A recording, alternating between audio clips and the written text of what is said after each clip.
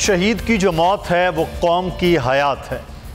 कौमें शहदा की एहसानमंद होती हैं और कौमें हमेशा से ये एहसान सिर्फ़ और सिर्फ इस तरह से याद रखती हैं कि शहदा की इज़्ज़त, उनकी तकरीम का सिलसिला वो जारी रखती हैं। पाकिस्तान को बने 75 साल हो चुके हैं और पाकिस्तान बनने के वक्त के लेके शहदा, फिर सन 48 की जंग, 65 का मार्का, 71 की जंग, ऑपरेशन ज़र्ब-ए-अज़्म, रद्दुल फसाद, हर जगह हर वक्त पाकिस्तान की अफवाज, पाकिस्तान के जवान, पाकिस्तान की पुलिस और पाकिस्तान की आवाम दहशत गर्दों के ख़िलाफ़ और इस वतन के दुश्मनों के ख़िलाफ़ बरसरे पैकार नज़र आते रहे हैं।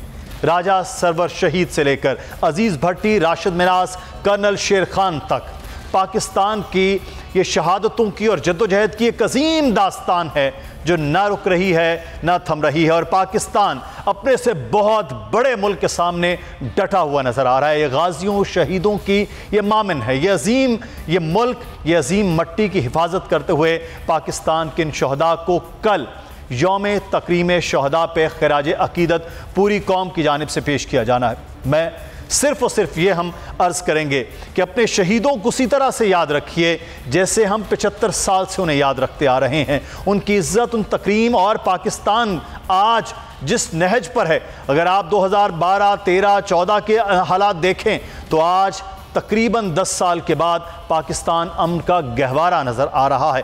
पाकिस्तान अफवाज ने, पाकिस्तान के जवानों ने बहुत सी कुर्बानियाँ दी हैं और इन कुर्बानियों के बाद आज हालात यहाँ तक हैं।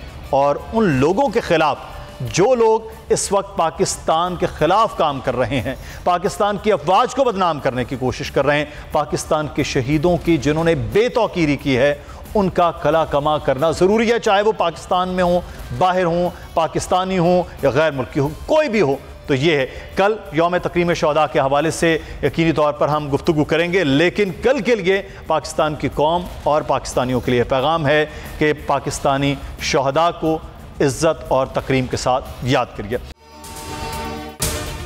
अगर आपको ये वीडियो पसंद आई है तो सब्सक्राइब कीजिए और बेल आइकॉन को प्रेस कीजिए।